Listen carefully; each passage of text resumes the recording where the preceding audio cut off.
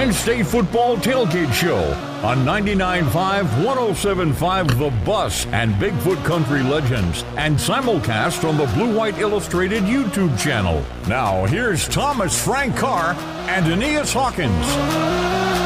To quote the philosopher of our time, Han Solo, I've got a bad feeling about this. That is the general vibe I'm getting from Penn State football fans about this matchup this afternoon in College Park against Maryland. As you heard, I'm Thomas Frank Carr, Aeneas Hawkins with me. We are here in the Seven Mountain Studios. Today, the weather is not going to be a part of that conversation. Once again, 65 degrees, light southwest winds according to the National Weather Service. So partly sunny, everything is going to be perfect for football all the way into November. Wow, Penn State and football in general is getting a lot of help from Mother Nature. Game day forecast brought to you by Center Care. In need of rehab after hospitalization or injury, you have a choice in your rehab provider. Set and meet your therapy goals with the Center Care Rehabilitation Team. Call 814-278-6000. Online at centercare.org. And part of the reason, Aeneas, that maybe everyone has a bad feeling about this game is that there hasn't been anything from a consistency standpoint from the Penn State offense to make you feel like, you know what? This is the week. So you were kind of saying this to me. How do you feel about this game, and why are you so uneasy about going into this game against Maryland? Well, it's a couple things. We can get into it, but it's no secret that Maryland and their football team is going to get up for Penn State football every single year. They make it their Super Bowl. The same way Penn State football for years and years has looked at a matchup against Ohio State or against a Michigan is the same way Maryland approaches a Penn State game. As a former player, I can tell you that changes the way you prepare all week long. It changes the focus level. It changes the intensity level. And you can count on Mike Loxley and his staff to come in with their best plays ready to go and ready to roll out against this Penn State team. In his legacy of this season, this is really one of their last opportunities to really go get a signature win. So they're going to be excited. They'll be fired up about it.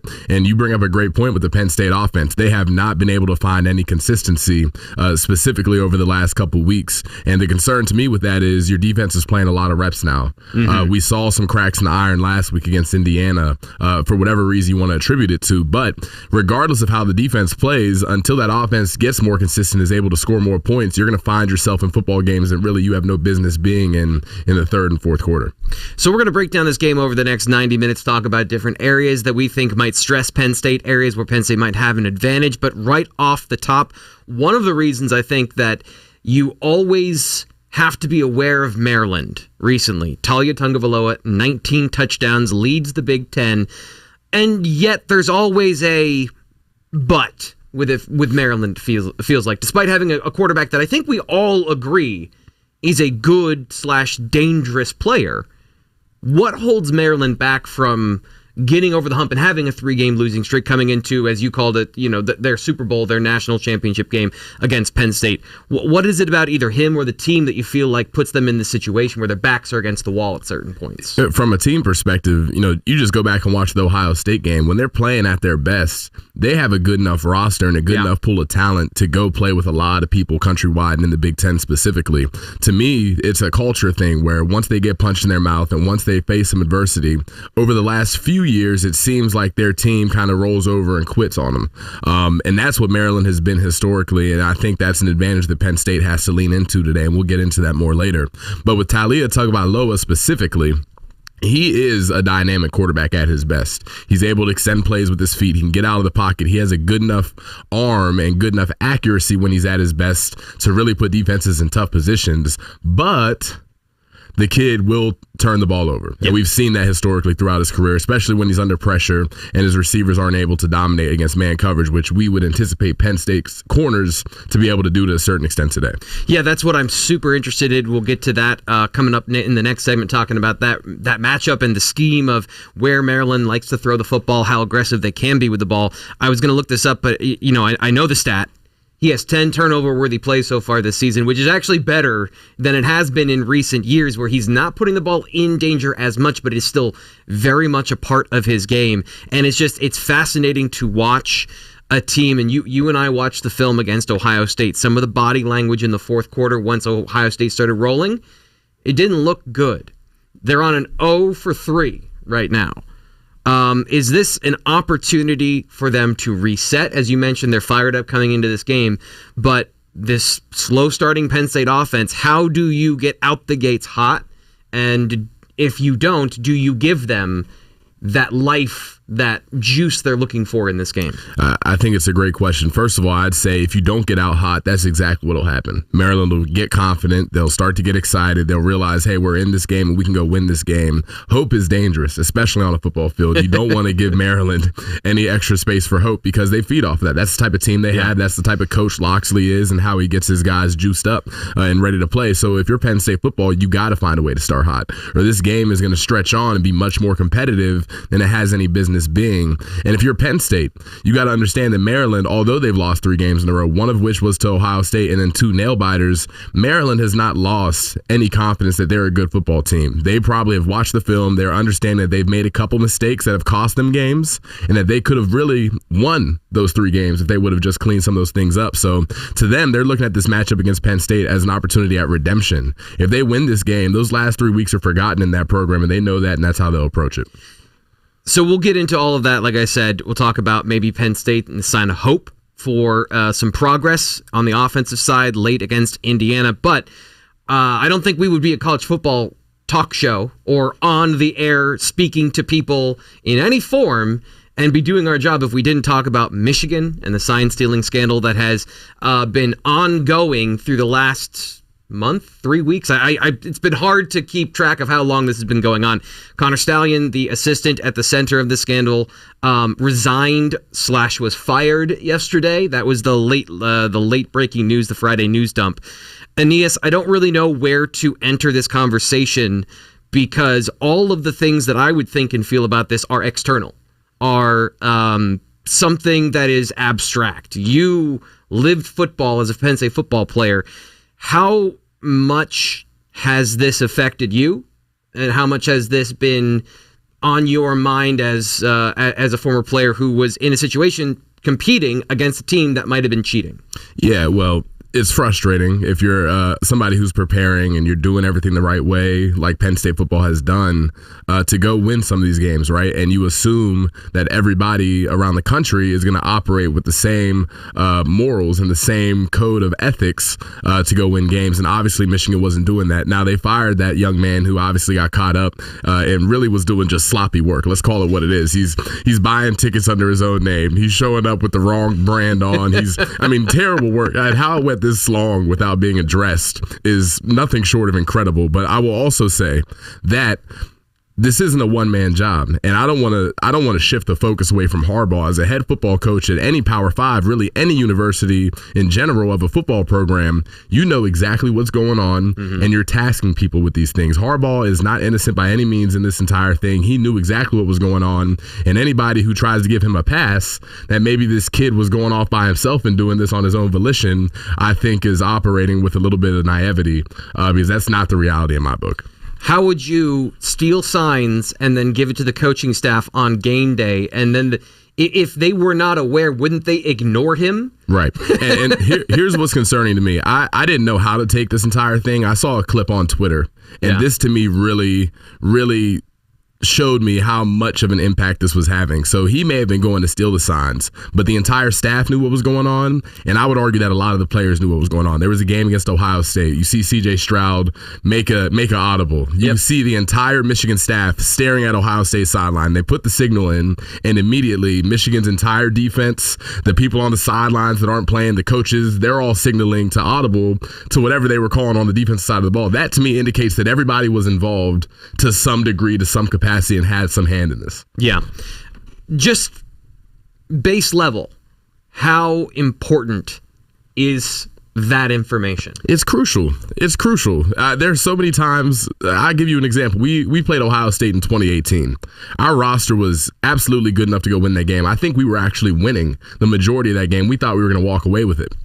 Ohio State comes out, they make a couple great calls, they caught us in bad calls, and they win the game because of that. If you know what an offense or a defense is going to do to you, like you literally know exactly what they're going to do, you can get into the right call, and it covers up so many things.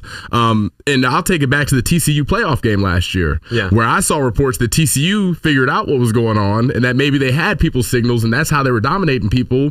And then TCU beats the brakes off of Michigan. So to me, again, how good are you really, or are you just cheating your way to the top? It's questionable. It's dishonorable. And I'm not a fan. It's just so easy to paint the narrative of what you just said is Michigan under Jim Harbaugh was struggling pre-2020, right? So this was the team that was middling. They were in the same stratosphere as Penn State in terms of can't get over the hump against Ohio State. And then suddenly they're dominant by changing very little. It was questionable the whole time. I have had conversations with other people in the football world that I'm close with, former teammates, coaches.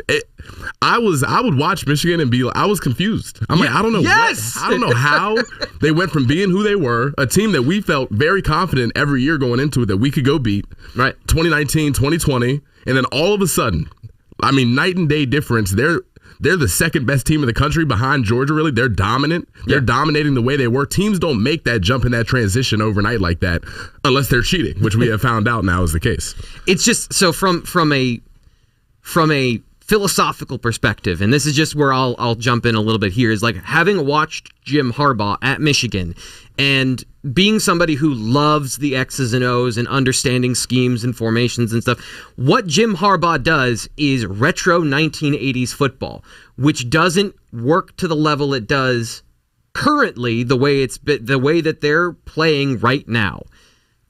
It doesn't really work because there's a lot of ways to stop it, and most of it is just basic football fundamentals. Aeneas, you know this is like the way you stop the run is if you know it's coming, put extra players in the box.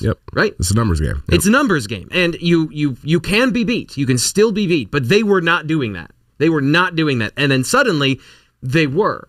I put that up to, okay, they've got some smart people that came in from Jim Harbaugh's staff from the Baltimore Ravens. They have a different run game with an emphasis on more spread stuff, and that kind of explains things.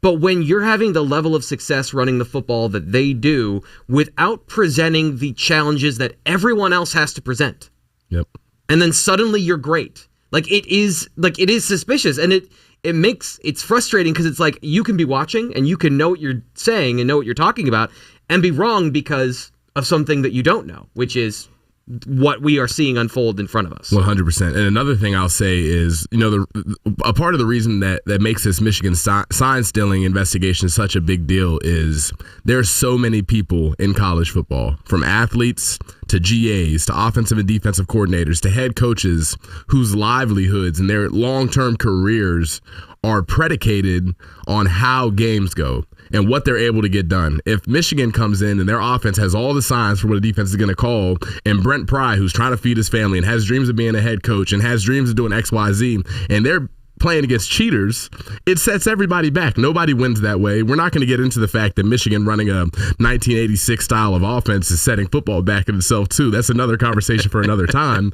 but it has a big impact on everybody involved. So the last thing is just the counter argument to all of that would be, if you're not cheating, you're trying, kind of the greed is good comment about all of those things. And I guess just from nobody's perfect, everyone's trying to get signs. That's always the counter to these things. What do you say to those people of, kind of brushing off, it doesn't matter, just be better than the other team? Well, it stretches beyond normalcy. I think to a degree there are a lot of programs who are quote unquote sign stealing. They're not sending guys to games. They're not putting guys on the sideline. They're not wearing cameras and hats on the way into the stadium. What they're doing is maybe in the box during the game, they're paying attention to what a defense is calling, and they're doing some prediction, and they're paying attention to how many signers there are on the field. That's why you see 7 of them down there, because everybody has somebody in the box who's watching, trying to pay attention to that. That is normal. That is normal. That is not cheating in my book, or really anybody who understands how college or NFL football operates. That's not cheating to them either. But what they were doing was entirely outside of that realm, and they were going to games and doing all these things to go steal these signs. And to me, that puts college football in a bad position and sets football back. We're going to talk about Penn State football on this show, but it's important to set the scene of the college football landscape today and how all of these things are going to play out over the next couple of weeks. So appreciate your insight into that, Aeneas. Coming up next, we're going to be talking about the Penn State defense. I still think they're a good team, even last week when they were not perfect. We're going to talk about what happened last week and how maybe there's corrections on the way here on the Penn State Football Tailgate Show, brought to you by Blaze Alexander Family Dealerships. These are your weekly Penn State practice highlights. I'm Thomas Frank Carr. Subscribe to the Blue White Illustrated YouTube channel so you don't miss our weekly look into the program. The Penn State Nittany Lions are 7-1 heading into a dangerous game against the Maryland Terrapins. The offense is presumably down starting wide receiver Trey Wallace for at least a week after he left the Indiana game with an apparent shoulder injury. The team's depth at wide receiver hasn't been stellar to begin with, but it came under a hyper-focus this week. Players like Dante Cephas and Liam Clifford now have to step into bigger roles with the team as they battle an aggressive, explosive Maryland offense led by Talia Tungavaloa. To that end, the coaching staff deployed a drill we haven't seen before during open practice. The coaching staff always drills breaking tackles, but this drill was much more dynamic and unpredictable in nature as opposed to the previous ones. Getting more out of the players around Drew Aller has been the staff's focus for the entirety of the 2023 season.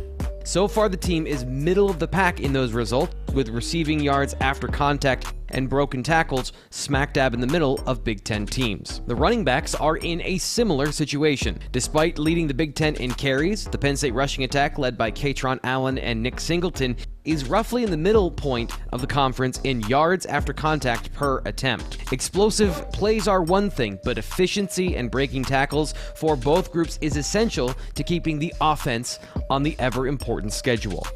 As for Aller, there's no concrete way to tell if his late-game heroics were the indication that he's broken through as a starter to play with more consistency and explosiveness in the passing game. The first-time starter has been noticeably worse during road games and only has a few more chances to change that narrative before it's locked in for the offseason. Those are your Penn State practice highlights from Blue White Illustrated. I'm Thomas Frank Carr. The story seems pretty defined, except that you and I kind of have a different feeling about the offense coming out of the game with those final 5 minutes of how Drew Aller played pre and post interception. So we haven't had a chance to talk about this. You believe that there was some progress there and maybe a step forward from the offense from Drew? Yeah, I don't know how you could not. I mean, I guess that there's ways to not feel that way, but just given the personality of the team and the offense to this point in the season, look, we talked about it all last week, using the middle of the field. That was a stark thing, right? It was real. It wasn't just a figment of our imagination that was a place that wasn't being utilized for Penn State. Took more shots, right? Like actually 6 deep balls. Through 6 deep. I assume that's a season high. Is that? Yes. Yeah. So he was, I believe, 3 of 6 in the game of 20-plus yards. Not only the highest completion percentage on deep balls, but the most he's thrown all season. Right. And guess what? You're not going to come down with all of those. It's not going to be a perfect situation. But also, Keandre dropped one. Right. So there were things that Drew did that I thought bode well, right? They could be a precursor for a step for him, even if it was an ugly game. Certainly the running game still has things to figure out, but Katron Allen was the player of the game internally for the offense and made some big plays in that game, right? You just saw some steps, it felt like, to me, for where the offense was going. That doesn't mean it was perfect by any means, and there was lots of inconsistency from drive to drive. I mean, to me, that was the one thing that stood out is they had quite a few 10-plus play drives the drive in the second half to come out in the beginning of the third quarter was excellent. I mean, they just kind of marched down the field. But then you followed up with a couple of 3-and-outs, right? You followed up with not much happening. So finding that consistency, look, if James Franklin used anyone, if we do a find-in page, right, of the transcript after today's press conference, to look up the word consistency will be the most used word that he used of any today. And there's a reason for that. Is that this is a fairly inconsistent offense, right? Just on the whole, it hasn't been able to really get it all together, but there are some signs of it feels to me, again, that progress being made. I'm going to beat the YouTube comments to the punch and say this. It's the second word, obviously, is the first word that'll be on the page more often. Yeah, and like just to rip the Band-Aid off of all the YouTube comments, you can't say it now because I said it. Defense, talking about the way that the defense played. What else did I miss here in the rundown of things we wanted to talk about? Because we're getting towards the end of. I felt like it was a short press conference on like meaty, weighty subjects. We've had some really good ones. Today felt like kind of rinse and repeat. The offense is inconsistent. Why? And then talking, as you just said, about consistency.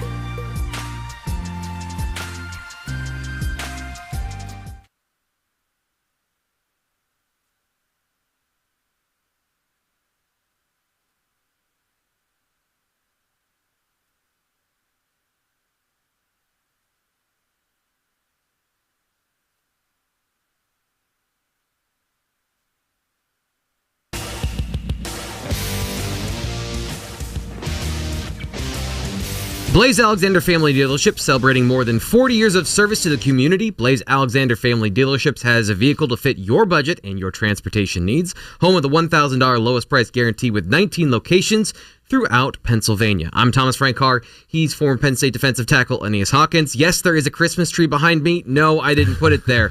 I can't tell you how ironic it is that Jerry Valeri once again got me with the whole Christmas thing. I used to work here, for those that don't know. I used to work here for 8 years, and every year at this time, I'd be like, Jerry, it's too soon. It's too soon for Christmas. I'm with you, Blue White Illustrated YouTube channel chat. I also like Thanksgiving, and yet here we are with Jerry. There's Christmas lights all around the studio, by the way. You might not be able to see all of them, but yes, I didn't put the tree up, but if I have to own it for the show, I guess I have to own it for the show. Aeneas, we're talking about the Penn State football team. Their performance last week against Indiana was, I think, surprising on the defensive side. Several blown coverages. Indiana took advantage of at least one of those for a touchdown. In a non-accusatory way, just in a fact-finding way, how does that happen where a team that has been good at communicating suddenly in one game doesn't do that consistently the way they had previously? Lack of focus. You get to a point where you're so dominant, you're doing so well that you kind of forget some of the details that made you such a great defense. And I don't anticipate it being an issue this week or as the season progresses. But to me, when you see a completely blown coverage, I actually was in the stadium and I watched the blown coverage happen from the sideline. I had my Letterman pass. I watched the guy run down the field by himself. Before he even caught the ball, I started turning and walking towards the tunnel. I had seen enough. I was frustrated because they're better than that. And everybody knows they're better than that. And there's a standard of excellence that they have to uphold. That's on the corners. That's on the safeties. That's on Terry Smith and Coach Poindexter in a non-accusatory way, of course, but there's a standard, and I'm sure we'll see that corrected this week. So the reason I wanted to stay with kind of a non-accusatory frame, because it felt like this week it was like, hey, what's wrong with your defense? And there was like a lot of atonement that had happened for, you weren't perfect in this game, so why? And it is both an interesting thing to what you just described, and then it is on a secondary level. I thought they still played well. So in that game, I guess your assessment, what do you think this defense is capable of today against a better offense? Are we going to see a better performance and a more dominant performance against a better opponent because of that 1 week lapse, or is there something that you think is more to that story? Good question. I do think that you got to account for the fact that you're playing against Talia Tagovailoa. We'll see what type of day he's having. I think they have better weapons in Maryland than Indiana does, and really any team that they've played other than Ohio State has really had on their offense. So that adds some challenges, but I think Penn State's secondary steps up specifically. I think the defense is more than capable of playing better than they did against Indiana, against Maryland, and you'll see the results of that in the scoreboard if they play at that level. But I do think that they're motivated and hungry after last week. I think they understand that Indiana scored way more points than what they should have. Yeah. And if they play that same way, if they make those same mistakes against a team like Maryland, an offense like Maryland, they will pay, and they'll pay in a big way. And the way the offense of Penn State has been playing, if Maryland does take advantage of those situations, if they are to arise, it's going to put Penn State in a tough situation, a situation that they really can walk away with the loss from. Yeah, and that's one of the things where the Maryland offense can go get those, and if you give them to them, now you're doubling down on kind of a problem for the other side of the ball, that they have inconsistency scoring points. This is something you and I have talked about, off camera before, but you're 2 months into the season, And you mentioned lack of focus coming off the game against Ohio State. Like, how hard is it to be on and wired in every single week? Because I don't think that they lacked effort in practice. I don't think that they lacked effort. I can tell you they didn't lack effort on the field watching the film. They were playing as hard as they normally do. But from the mental side of it, the grind of playing football for 3 months straight, I see the fatigue in fans too. Of like, at this point in the season, feels like everyone's a little bit on edge, like at the end of a vacation. How hard is that to be so dominant every single week? Well, it's a long season, like you said, and it's very challenging to do so, especially when you're dealing with young people who are used to operating off of motivation alone. Coach Franklin always gave us a quote. I love it. It's the one that I remembered in my career. He always says, discipline will take you places that motivation can't go. And to get young men to shift to discipline and to focus on the process, that's why Coach Franklin has the week structured the way he does, where there's a routine, and you want guys in that routine rather than playing on the emotional roller coaster, because if you play on that and you play a team like Indiana, who probably can't beat you unless you play your worst game, then you go and you play your worst game as a defense and you almost lose the game. So you want to stay away from that, and I think that Penn State has to find a way to do it. And aside from just the season, for the fans back home, you got to keep in mind the Penn State football season ends. We go home for a week at the most, depending on where we're at in the semester and in the break, and we come back and we are working for 2 to 3 hours every day all year. Every day, all year, and that same focus and intensity that you have to have in the season that everybody sees, you're moving with all year long. So it's a grind of a year. Those guys are young, they're tired, they get tired just like everybody else does, and you got to find ways to keep your guys moving throughout the season. So this particular game, let's get into the matchup a little bit, because I think this is a really interesting matchup for Penn State. It's one that historically they've done a very good job with, outside of 1 year in 2020 when it was like, what do you take from a year where you can't practice together? One of the things I found talking about this earlier this week on the BWI Live show was I always forget coming in this game how many screens Maryland runs. Nearly 20% of their offense is screens. What does that do to a defense when you're constantly throwing the ball to guys out on the perimeter, and how do you defend that? It forces teams with corners who don't want to tackle, with corners who don't want to take on run blocks, to have to do it. You got to have a group of physical corners, which I think Penn State has. And I think getting them to play up close and tight and be able to defeat blocks and have your linebackers flow and clean it up, those are important things. But with Maryland, the reason they run that so often is because you see so many teams nowadays who like to run these deep coverages and sit back with their corners, and they take advantage of that. They feel like Talia has a good enough arm to whip that ball out there and get them the ball in space and go make some plays. Penn State can't allow that today, and they have to be prepared to go defeat some run blocks from receivers. Johnny Dixon, Kalen King, Daquan Hardy. Can you play physical and tough enough to eliminate that from Maryland's offense? And then the other side of it is Caden Prather, number one deep target in terms of targets, 20-plus yards down the field in the Big Ten. How do you defend the deep ball given you're triggering down? I imagine this is part of the scheme of like you're so used to triggering downhill that suddenly the ball is over your head. How do you play that balance, and how does Penn State defend Caden Prather, who by volume is doing a good job, but I think there's still maybe some inconsistency in this offense in that area? It's interesting because it's definitely a part of Maryland's scheme. We get you coming downhill to stop screens over and over again, and all of a sudden he's over the top of you and he's running that go ball. So to me, it's important that you have a defense that's able to recognize and do their jobs. You want guys who are going to do their jobs. You don't need everybody playing downhill on the screen. You don't need everybody to go hustle and try to make that play behind the line of scrimmage. We've got guys for that. You got Kurt Jacobs, Abdul Carter. You got guys who can run sideline to sideline and mitigate any damage that comes from a screen. But if you got a guy who is not doing his job and is flying downhill on the screen, and then there's a 75-yard touchdown, that's a much larger issue. So it's about the Penn State defense being disciplined. We just talked about the issues they had last week. They have to have been prepared for that this week, and they have to go execute upon that today. That's going to be something, now that you know, be on the lookout for that coming up in the game, hopefully here on the Tailgate Show. The thing I always like to do is like, hey, here's what's actually happening on the football field, and Aeneas is here to tell you exactly how all of that stuff works. So awesome conversation about that. Still plenty of stuff that we could talk about with that particular matchup, but we got to get on to the next thing, and the next thing is a break. This has been a very heavy show. Serious allegations. Talk about Penn State. Trap game. Let's have some random, and this week they're very random quotes from Penn State football. It's This Week in Penn State Football. That's now on the Penn State Tailgate Show. the best teams are honest teams. And you got to be willing to have those conversations with each other. It's to me, it's always at its best when it's player led, right? When the players can hold each other accountable and have real conversations with each other. We just came in and watched their film the other day. You know, their DNs are pretty big, so like we just gotta have to watch out for that. But I think, you know, Maryland's a good opponent. You know, they got good linebackers, but I think we gonna get them in space. You know, we can definitely get our tight ends the ball. So, you know, excited to see what their DNs are gonna look like too. He's just a scrappy kid, you know. He makes the first man miss, and then he's always just looking downfield. You know, that's hard.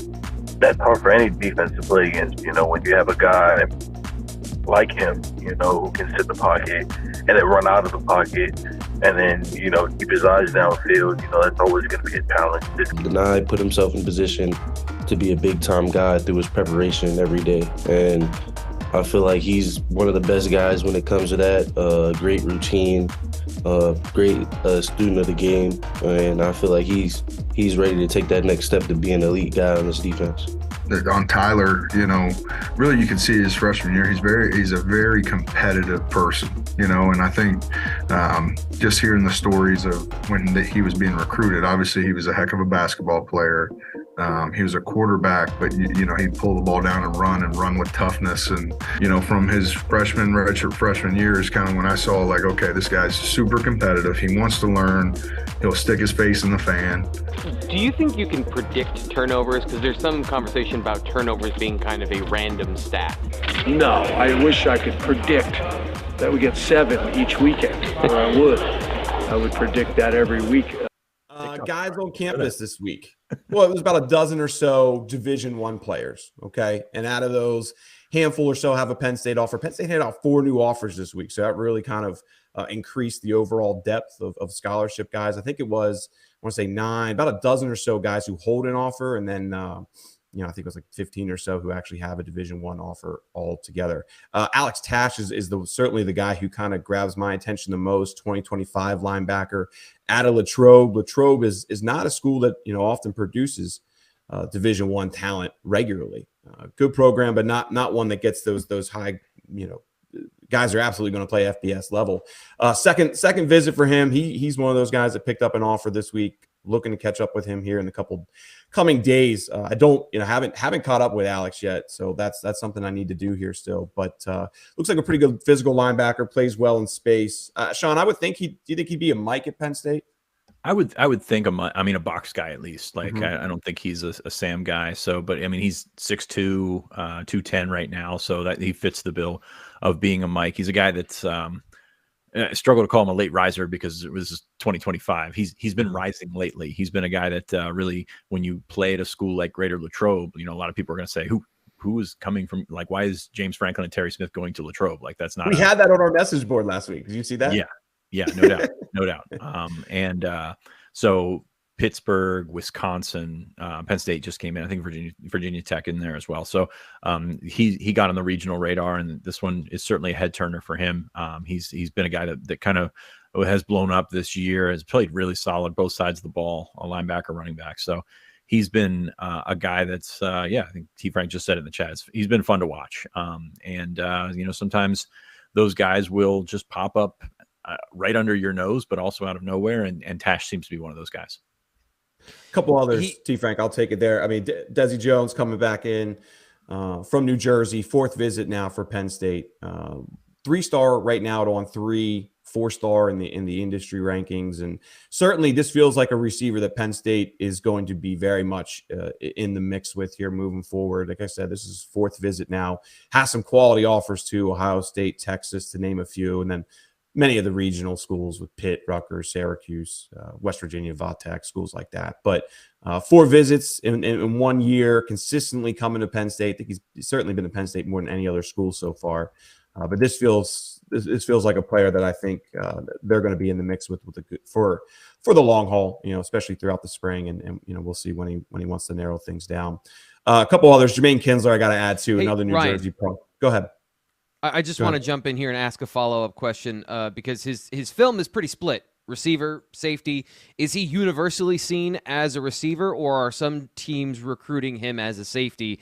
And kind of is Penn State keeping the door open for both in this situation? I believe wide receiver. Sean, have you heard otherwise on that? Yeah, I haven't. Wide receiver has been almost exclusively from what he tells me, and I like him as a wide receiver.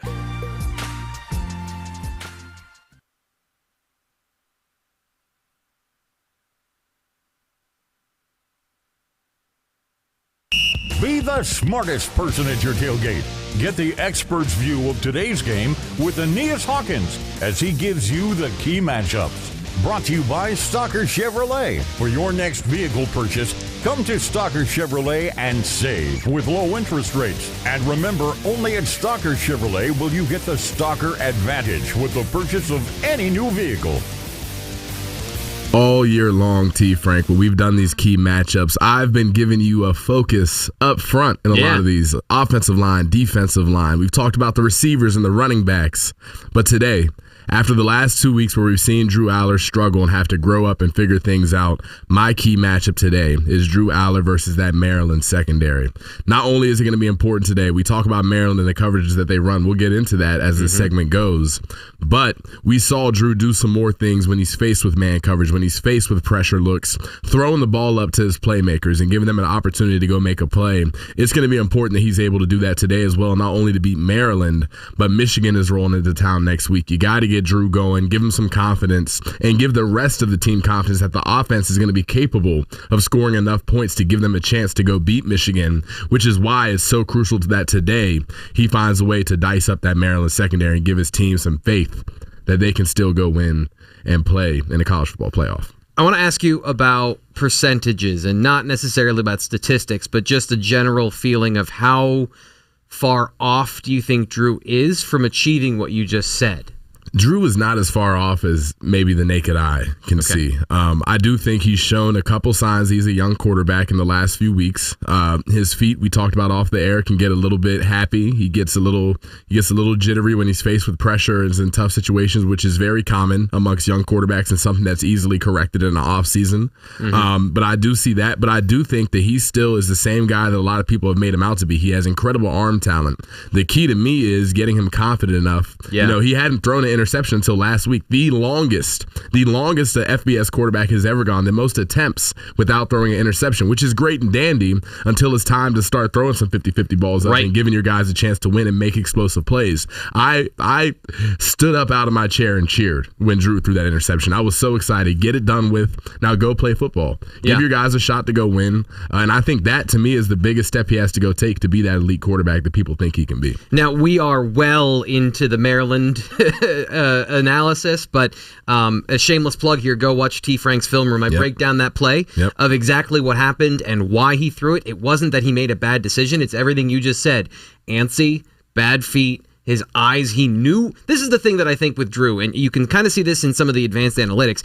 There's a very high floor with Drew. He's not making mistakes. He's making good plays. Can you get great out of him? And I think that's kind of what you need.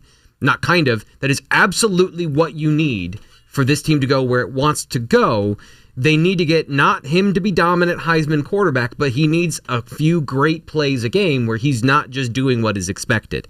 So that's why I'm glad that you brought that up in that particular interception. From the mental weight of it, do you think that was something that was there? And do you think that it is now progress? Like, that is what we'll see today, of progress of a freer, looser Drew Aller that isn't playing what looks like a very tight game when you look at him from a body language perspective. That's certainly what I'm hoping the result of that interception is. Whether or not Drew will admit it or anybody wants to talk about it, to some extent, you don't go the longest in FBS history without throwing an interception, and you get to a point where you don't realize it. He knew where he was at on that list. He knew what was going on. I think, to me, after throwing that interception, he feels like he can play a little bit more free now. I think we saw that immediately when he came back out and threw that bomb to Keandre Lambert-Smith, that great ball, that beautiful throw. He has every capability to go do that. One thing that's very encouraging to me when you talk about, him having a high floor, but can he break through that ceiling and be great like Penn State football wants him to be? I think he certainly can, simply because I watch him go through his progressions, and most of the time he is reading things the right way as a young quarterback, and he's seeing where he should throw the ball. Yep. Now it's, are you confident enough to throw it? We know he has the arm talent to do it, so now let's get over that mental hurdle of being a young guy and, I don't want to make mistakes. We don't need that. We need a guy who can go out on that field and put that offense in a position to win at any cost. I bring up, Sean Clifford, which I know is very divisive by nature with a lot of Penn State football fans. But one thing you can't say about Sean Clifford, he might throw you an interception. Right. He is not going to come back out on that field and be scared to throw it again. He's going to do that again. And to a degree, you want that out of your quarterback, obviously, while still taking care of the football and being smart. And I hope Drew is able to inch closer to that today. And I want to just give this as a compliment that if you, and I'm sure you know this better than I do, but I always got the feeling if you talk to Sean about football and like you draw it up on the whiteboard, X's and O's, he probably blew everybody away. Not even close, yeah. Yeah, and that was part of why the Packers drafted him where they did, and everyone was surprised, is he's got the mind for the game. What I've seen from Drew is, at least early on, I feel like he sees the field either similarly to a 6-year quarterback in terms of where, like you said, where his eyes are going, what he's supposed to be doing. He sees it just as well. So I think that is a really encouraging thing for Penn State football, that you have to understand that is so hard. Yes. That is so hard for a quarterback to do, to understand what's actually happening during a play. So let's get into a little bit of what's going to happen today. Are we going to see evidence right away in this game of whether or not he's taken that step, do you think, with the way that Maryland is going to play against Penn State? I believe so. Maryland is a team, you brought it up. I don't want to steal your thunder here. They run cover 0 10% of the time. The average around the country is 4%. That is courtesy of Thomas Frank Carr, ladies and gentlemen. That is a lot of cover 0 to run. That is their defense saying, hey, we're good enough to beat you up front. We're going to get home, and if we don't, our corners are still able to stop your receivers. So I expect to see even more than 10% from Maryland today against a receiver group that is without Trey Wallace, that has shown inconsistency and an inability to beat man coverage. So that's going to come out, meaning Drew Aller is going to have to throw that football. Yeah. And he's going to have to get rid of it and throw some big shots. And that's going to be important. But I will also say that strategically, from a play calling perspective, from Mike Yurcich and James Franklin, they're going to try to start fast. Yeah. They should try to start fast, because this Maryland team, as we alluded to earlier, is very hot and cold. They're very polar. When they're hot, they're hot. And when they're confident, they're very confident. And they're confident enough to beat you. They have to eliminate that as quickly as possible. We'll look at Maryland's defensive line. We've watched them on film against Ohio State. Yeah. They are very stout on the inside. They do a good job against the run. To me, that's the best Maryland D-line group that they've had. They're able to rotate guys, bring edge pressures. They'll plug gaps up with blitzes. It's going to make it tough for Nick Singleton and Kaytron Allen based off of what we've seen from the Penn State offensive line so far, meaning if you want that Penn State offense to get going, you're going to have to air raid a little bit. Yeah, not one guy that dominates, but probably 6 guys that are good up front, right?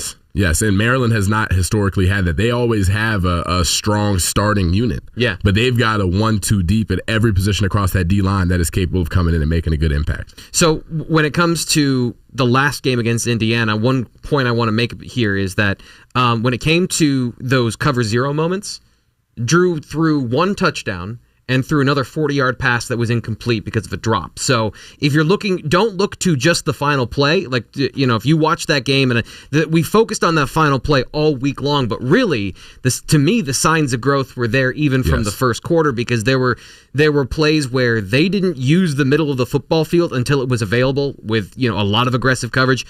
I think you're going to see more of that today.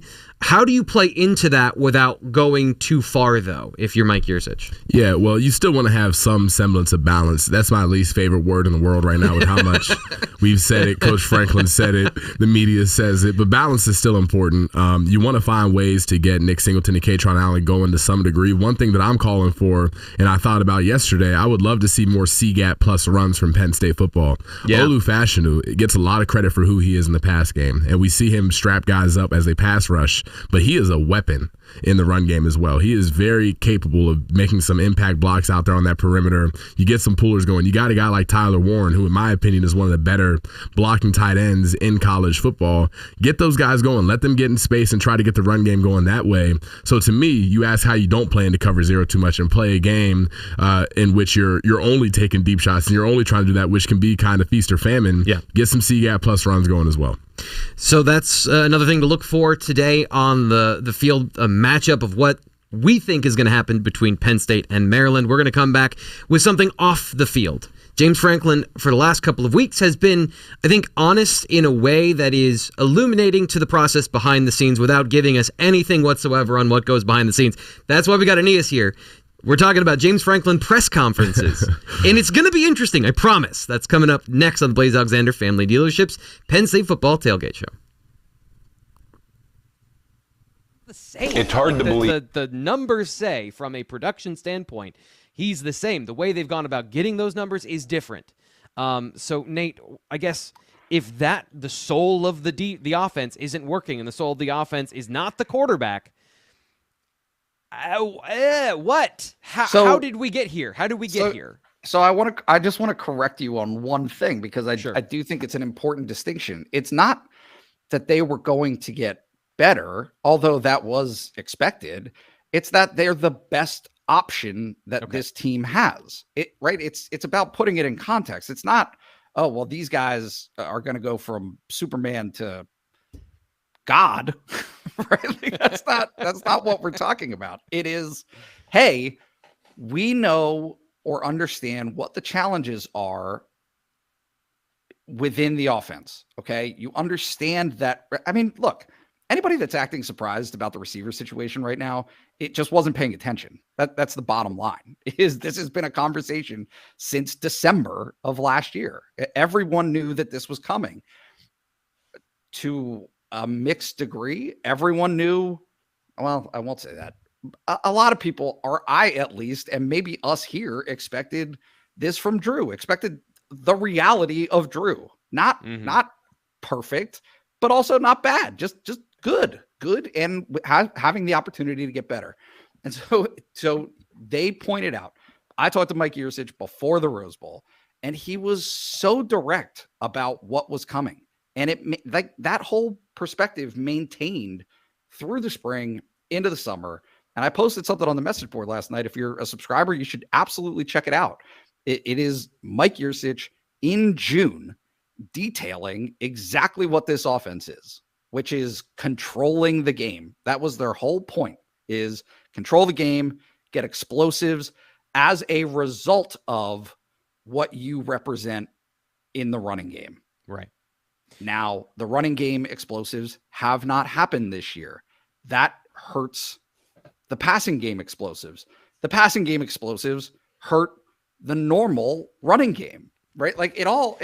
Yes. I mean, I feel like the what's that Always Sunny meme? Right. With the all the details and the chalk outlines and stuff like that. But that's what it is. That's what this is. And so they all work together, and that is why, to me, and again, you guys are so much smarter about football than I am, but I'm picking up on cues from James Franklin when he talks about Drew needing to beat teams over the top when this is the defense that they're presenting. That's for a reason. That has to happen. That ingredient has to be. Show driven by Blaze Alexander Family Dealerships. I'm Thomas Frank Carr, former Penn State defensive tackle Aeneas Hawkins. We are talking Penn State football, as you might expect here on the Penn State Football Tailgate Show. But we're going to take a step. We're going to take a step back from the field, the X's and O's, and talk to you about something that I've been interested in as somebody who covers Penn State football intently. Is at every James Franklin press conference. There have been a lot of questions about the wide receiver room over the last week and a half that intensified because of the injury to Trey Wallace.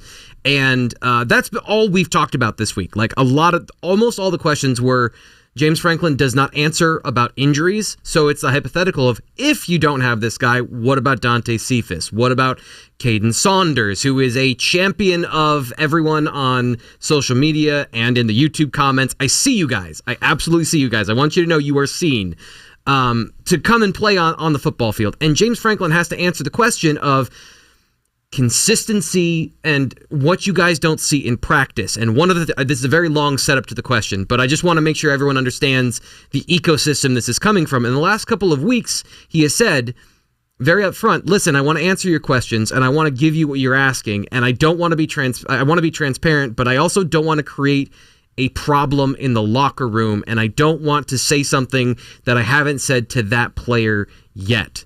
So I want to dig into those conversations behind the scene and come to kind of the general sense of, first off, are players listening to James Franklin's press conferences each week? Well, let me answer that first, because that is my favorite part of this question. So, obviously players will play tough and they'll act like they're not Googling their own names and reading articles that are written about them, both good and bad. That's a lie. Most of them are. Unless you're Micah Parsons, Jahan Dotson, and you're just so successful that they're all positive articles, you're Googling yourself. That's a thing.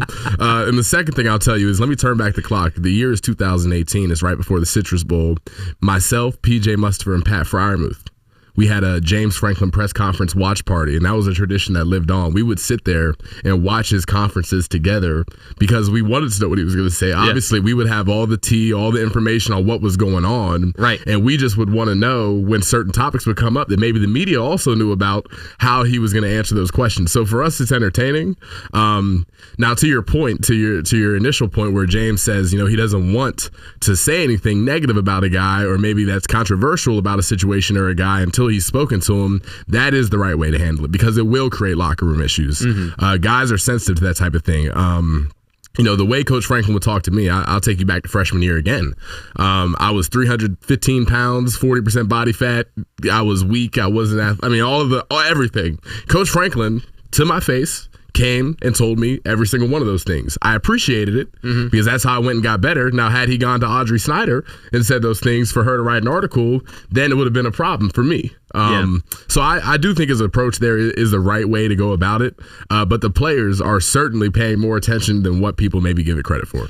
And those conversations, you just laid it out there, but can you talk a little bit more, and how direct are those conversations, and what is said publicly is obviously very different than what is said behind, directly to the player. So as much as he is trying to protect and trying to deflect, he is having those conversations, and it is about getting better, and you are aware of all of the things that maybe we aren't being told, right? Yeah, he's very good at, with those conversations specifically that he has with players, he knows who his players are. You got to know your guys. You got to know which guys can handle tough love and which guys you can be very direct with, and then which guys maybe need more of a gentle approach, because you don't want to lose guys because they perceive what you're saying as negativity.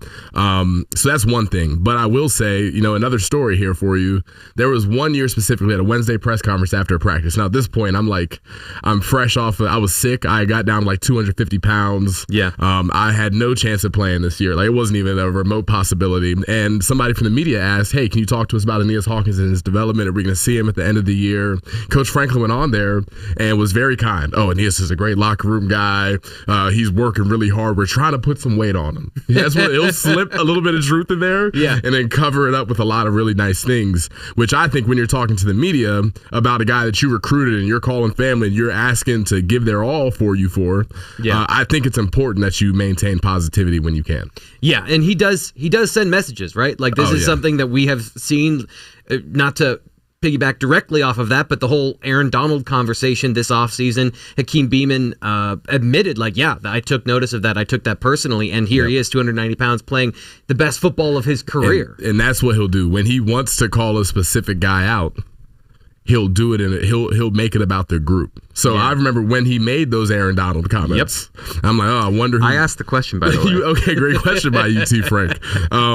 But it is something, to a degree, it's okay if guys take things personal, as long as they go get better from it, right? When those comments got made, we had a D-line group chat, and those comments got sent in the group chat.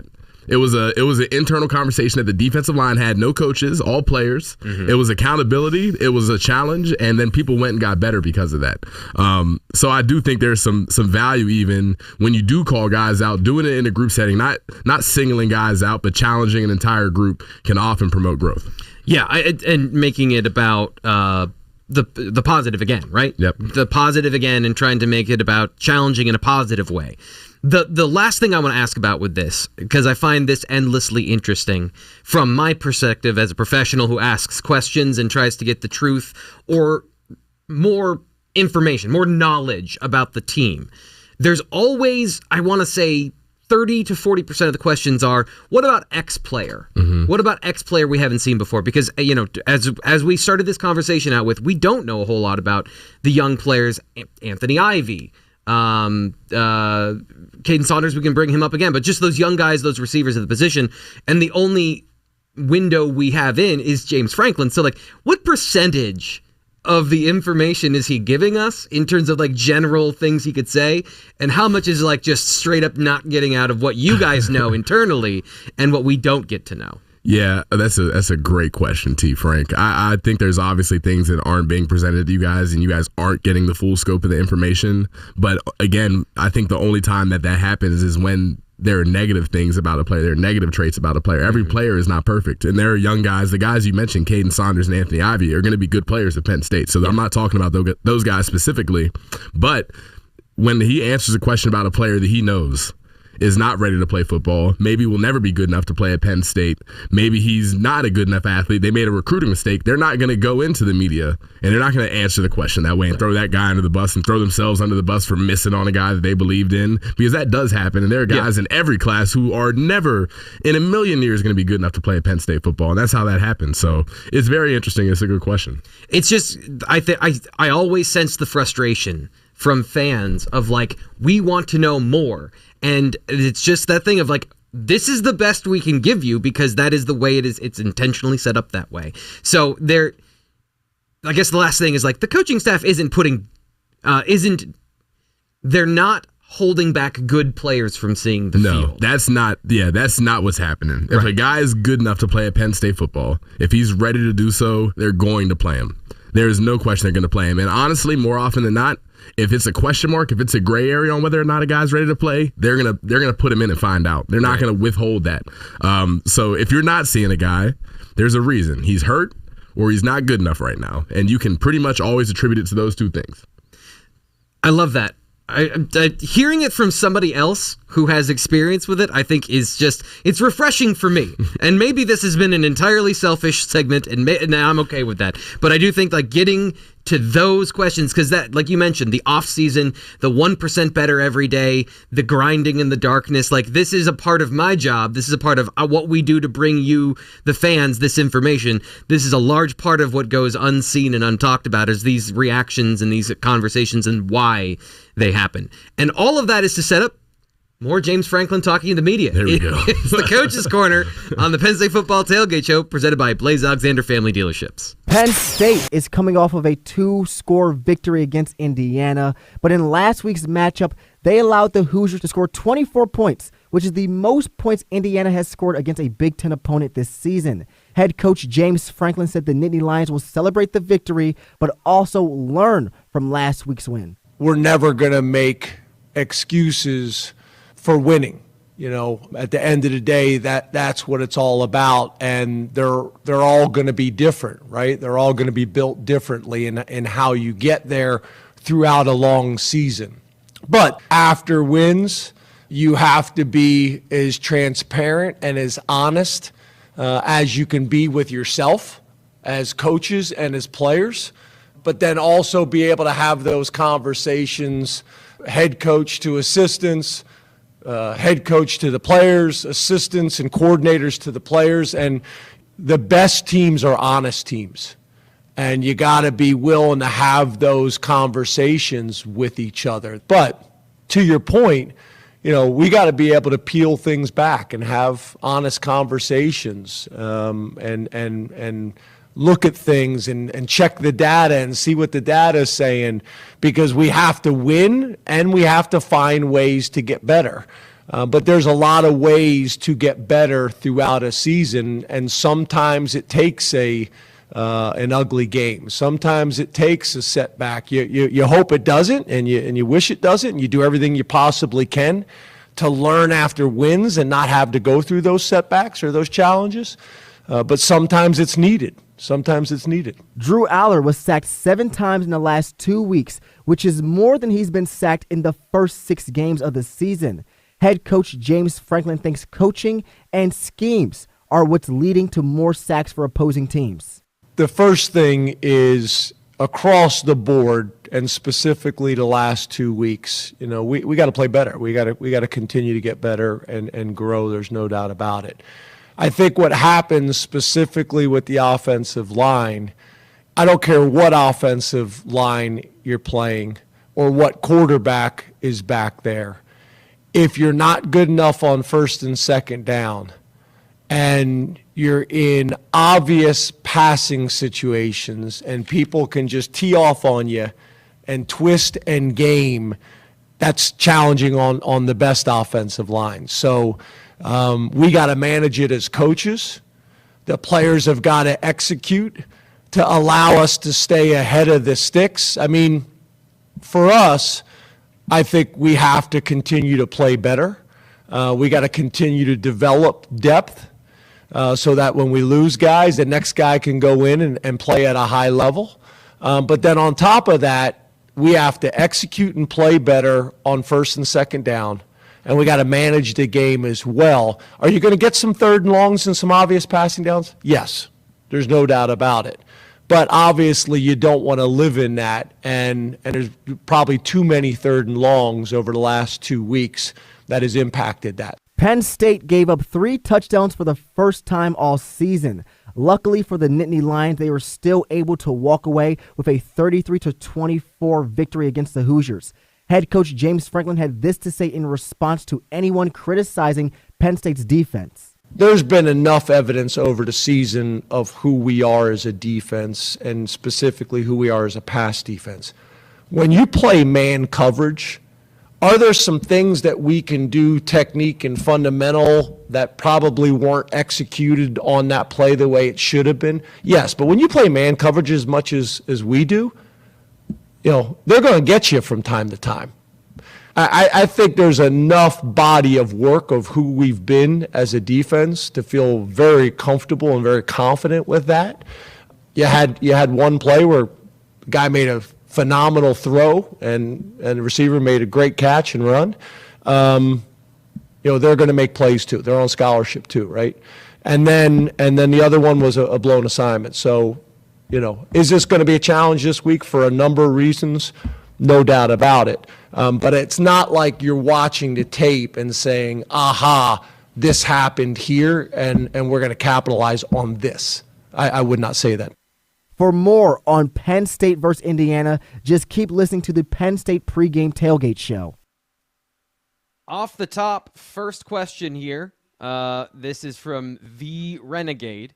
Are we seeing noticeable improvement from Dante Cephas? Guys, have you seen noticeable improvement or improvement from Dante Cephas? I've seen improvement, but probably not to the level of expectation. Like, I think that there's very different ways to go about this. Like, he's had some drops, but what concerns me the most is the mental speed of which he was playing the game was not number one where it needed to be with the physical speed, and then the physical speed suffered because of that. And I think he's getting a little bit more comfortable, and with that's going to come with reps and things like that. Got on the field for a lot last week. Number one, they're going to need it. Number two, is it enough? I don't know. Like, that's the question here. And you could probably say that about a lot of the receivers. I don't, like, people keep asking about the receiver rotation. I don't know the rhyme or reason. Now, obviously you get Malik McLean in there, who is Trey Wallace's backup after the injury. But, like, there's been really nothing that you can look at and say, this is why they did this, other than we don't see practice, and that's that's tough to swallow for a lot of people. Yeah. Part of it is, how do you get Keandre Lambert-Smith to be in the best possible position to succeed? And to me, that's tough, because you had the plan of this is my read of the situation. Cephas is your Z. That is your outside receiver to the field. Keandre Lambert-Smith in the slot. Trey Wallace is your X. And they don't have a lot of X receivers. They moved Dre from X to the slot, to the other side of the field. That's where he was last year. So how do you go about making up for that hole? Do you move him back to his old position? Do you move him to Z? What is Cephas comfortable with? Like, those are the questions that we need to have some answers to, is where is Cephas comfortable with? How do you get the most out of that other position? And do you trust Malik McLean? Because that's what we saw, was basically in game, we don't have a plan. Like, we're not set up to change this around right now. So it's just plug and play the next guy. And what you do between the weeks, I think, is going to be determined where they line up. Nate, let's go to you with this question. CB 1994 wants to know, what is the biggest misconception about the Penn State program right now, either from the fans or the media, and why do you think it exists? Oh man, you don't want me to talk about this, and we don't have enough time to talk about it.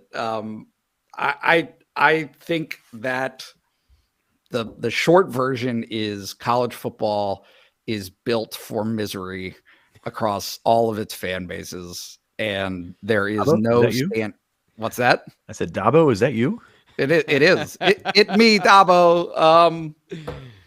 Look, I think it's real. I think it's real. I think that it is that if you go to an Ohio State site and look at how they're talking about their team, if Ryan Day does not win a national championship this year, they will want him to be fired.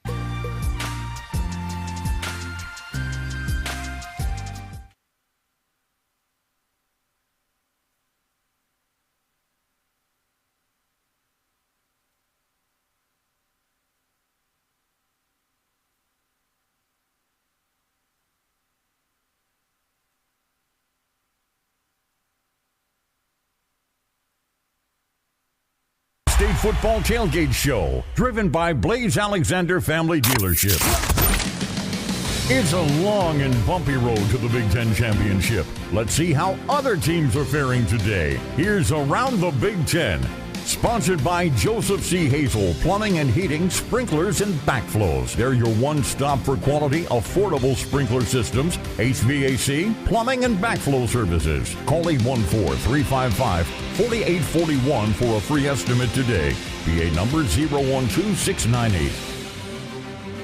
Couple games at halftime right now in the Big Ten, and I think we have to reassess the Big Ten East, Aeneas, because we're talking about Maryland today. Obviously, has some really great elements to their team. Rutgers and their defense. Greg Schiano's building something that's legitimately tough. Ohio State 7, Rutgers 6 at halftime. 5 seconds left here in the first quarter, according to my quick Google search. Rutgers 9 at halftime is what I got. Is that? Oh, yeah, they must. Must have got a field goal. Must have just kicked a field goal. Good, yeah.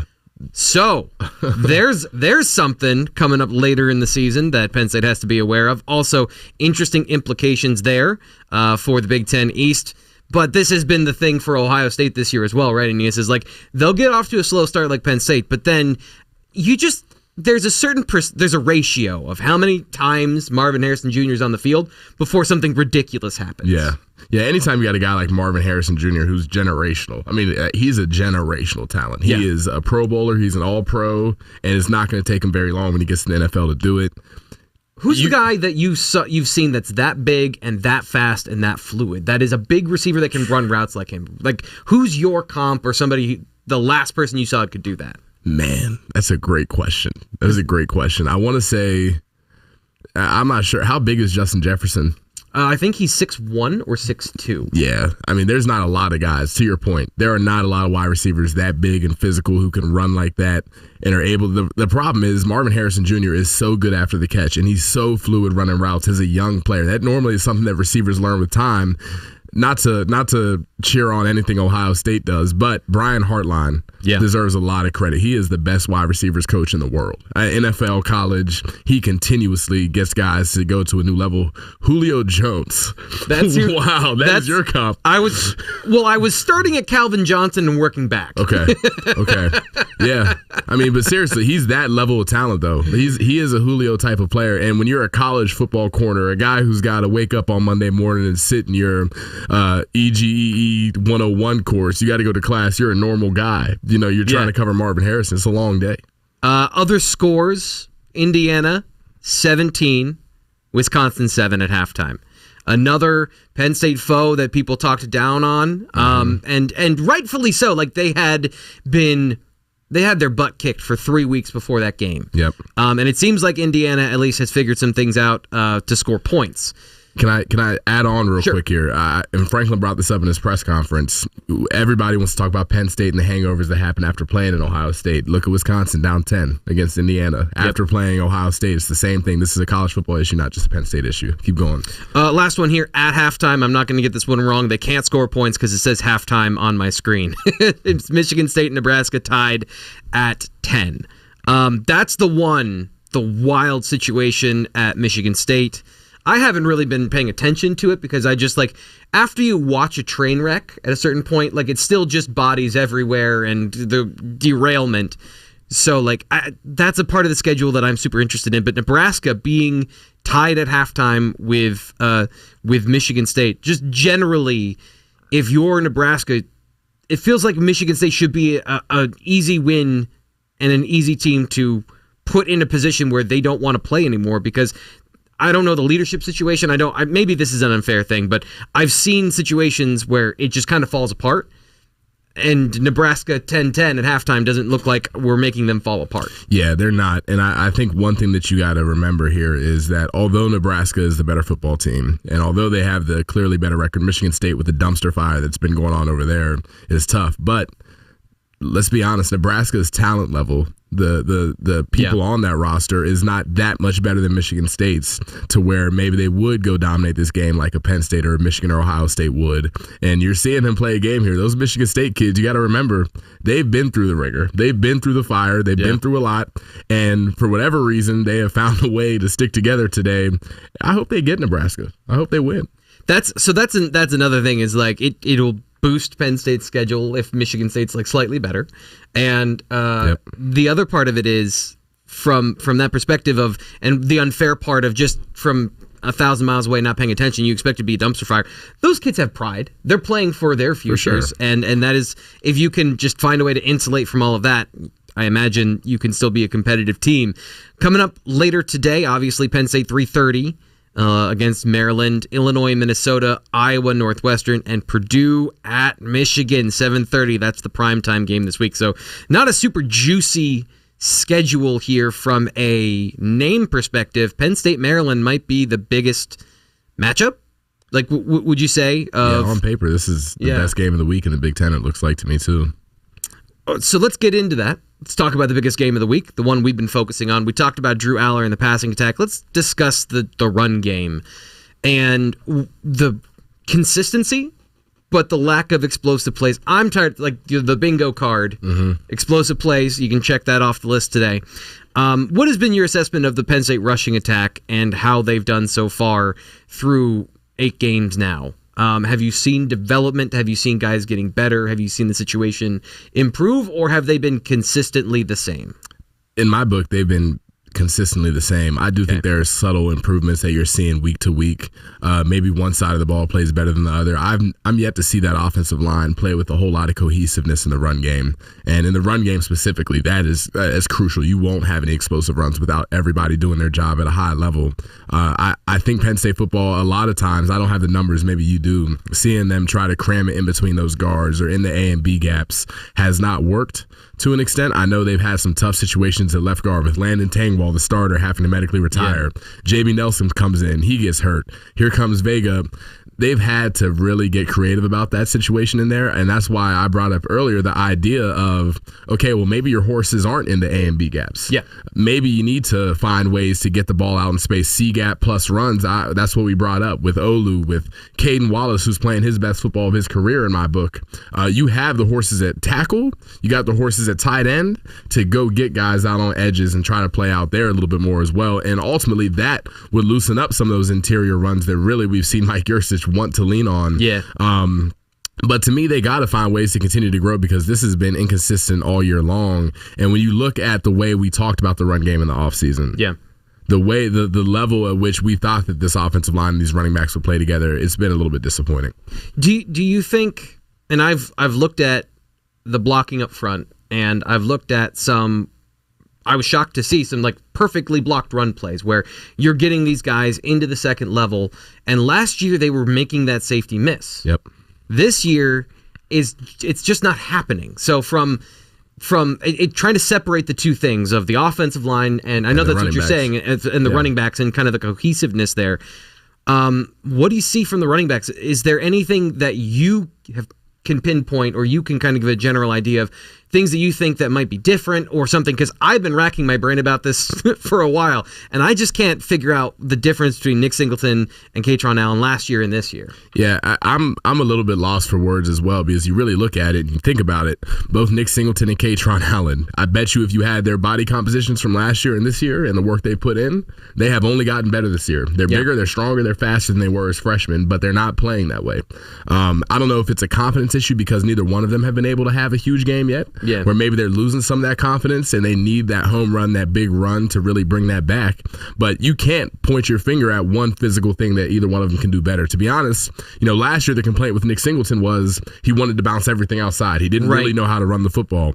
I've seen him take strides and make the right decisions with the run. He's gotten smarter about running the football. Kaytron Allen is still physical. Yeah. They're just not breaking some of those tackles that they were last year. I'm not sure what you accredit it to because they're both stronger, more physical than they were last year, and it just hasn't looked that way. So that's such an interesting thing, is you're saying in this game, like maybe see more C-gap runs, stretch it outside. I've heard everything from Daquan Hardy on jet sweeps to run Singleton. Who is saying Daquan Hardy on jet sweeps? Who said that? I'm just telling you, the internet, if there is an opinion, you can have it. Because I love it. It will be on the internet.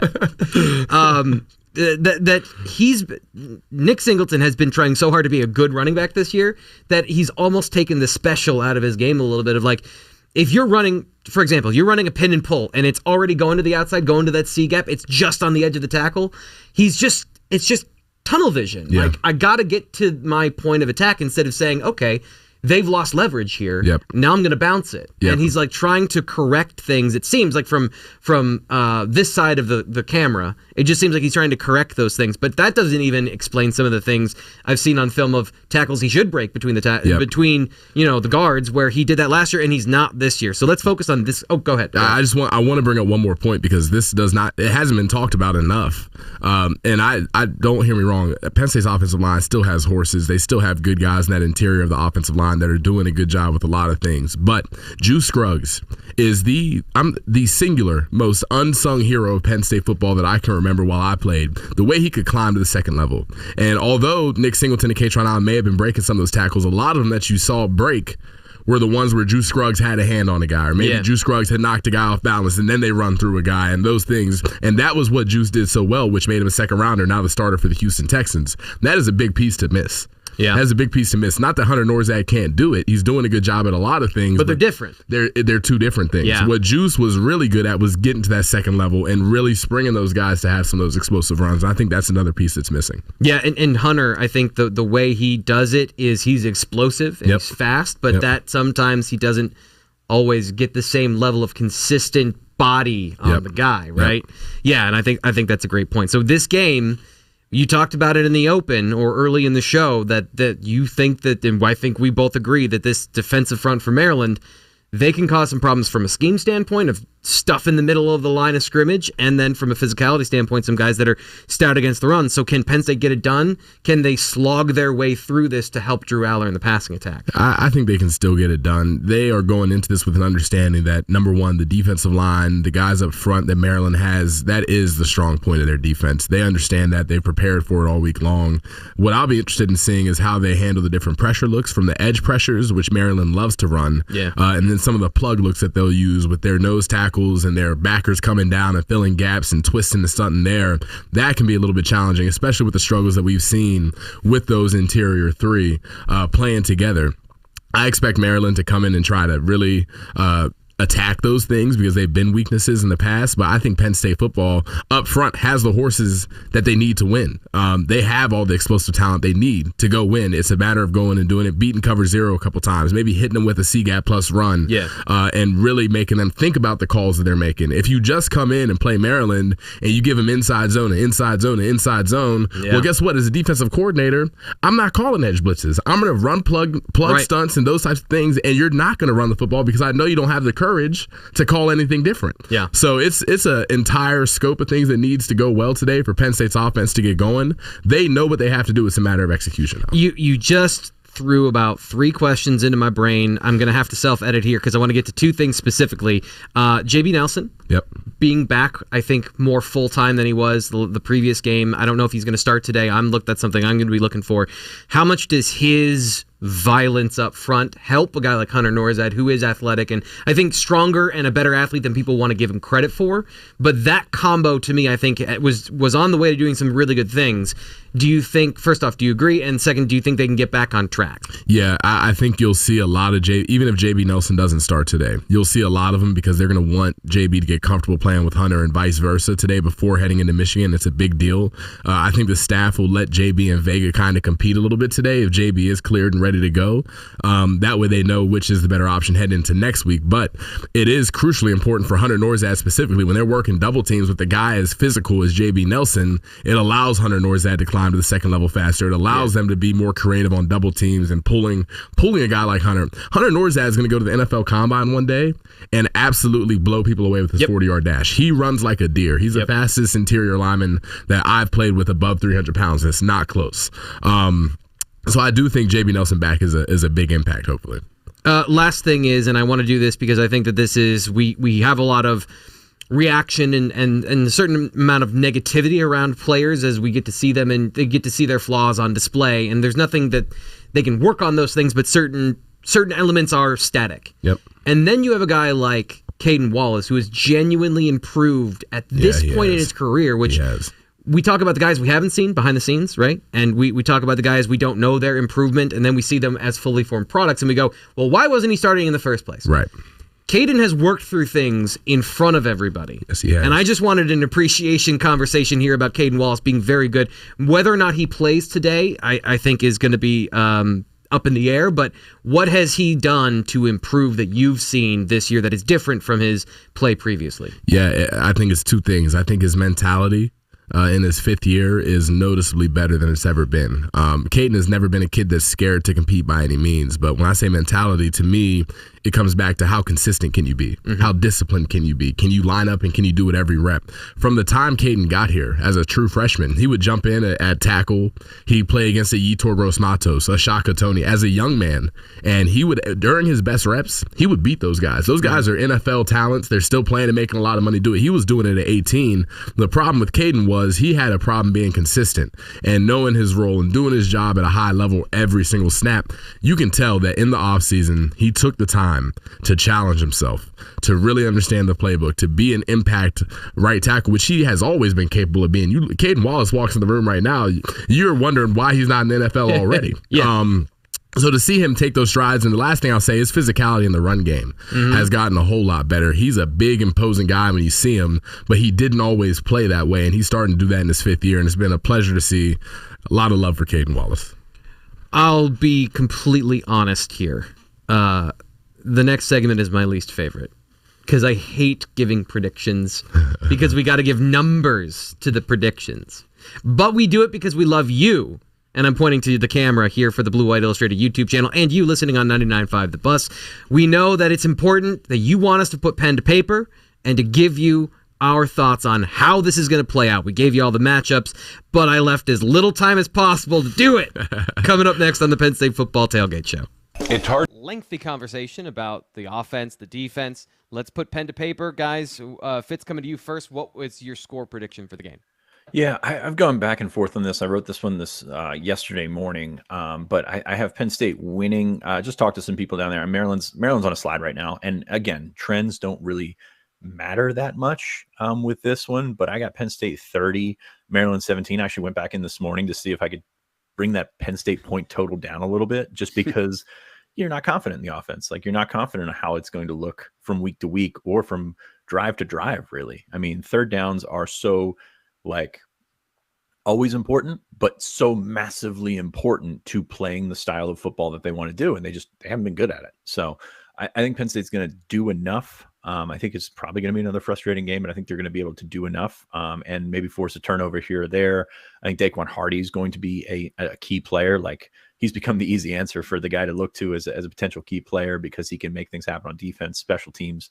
And I think that the special teams will be, once again, a very big part of this. And Penn State's special teams, like, we don't really talk enough about how they've sort of stabilized over the last month or so. I wrote about Riley Thompson yesterday, and he's been very good. Like, it's really interesting to see that he is averaging, I think, 46 yards a punt in the last 4 games, but his long is only like 52 or 54. Like sometimes you get a 70-yard roll, you get a roll that rolls out and you fluffs that number a little bit. He has been consistently in there, and Penn State is, I believe, 26th in the country in net punt coverage. So like those little things are the things that add up. And then when you can add a spark in the return game, Nick had a good return. Daquan's had some good returns. I think that really helps you. Falcons has been pretty solid. Falcons like very close to hitting 250-yard field goals last week, and that was certainly not the book on him coming in. Like his numbers at Columbia very different, and he's a clean hold away from 250-yarders last week. So I think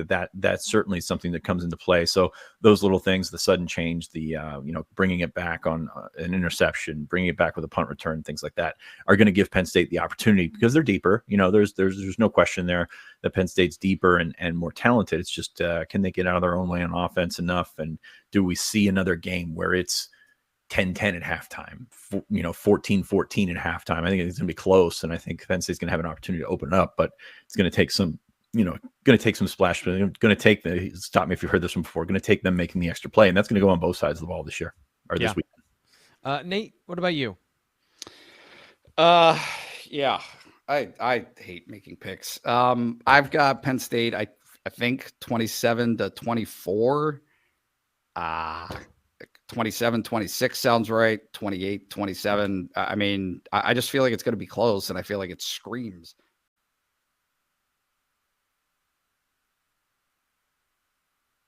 It's time to lock it up. You better lock it up. No, you lock it up. Here are today's predictions. Sponsored by Metzler Forest Products Landscape Center in Reedsville for all your landscaping and firewood needs.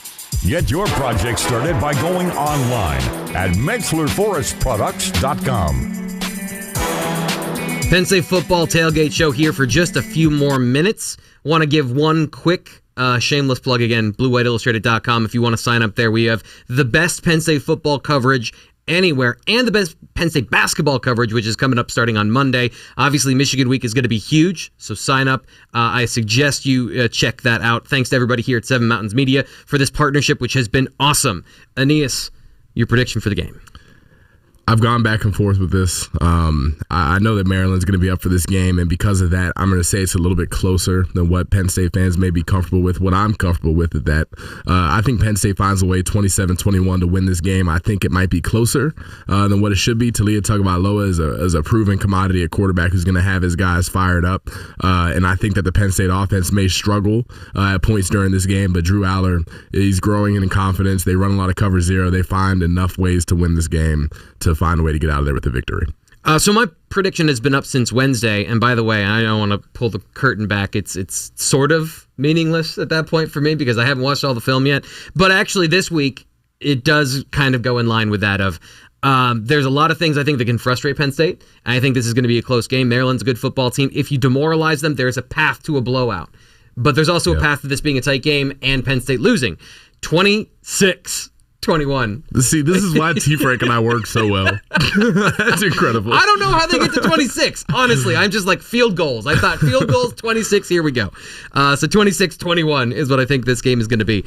Last couple seconds here. Want to thank producer Kyle for doing an amazing job today here on the show. Do they get out to that fast start?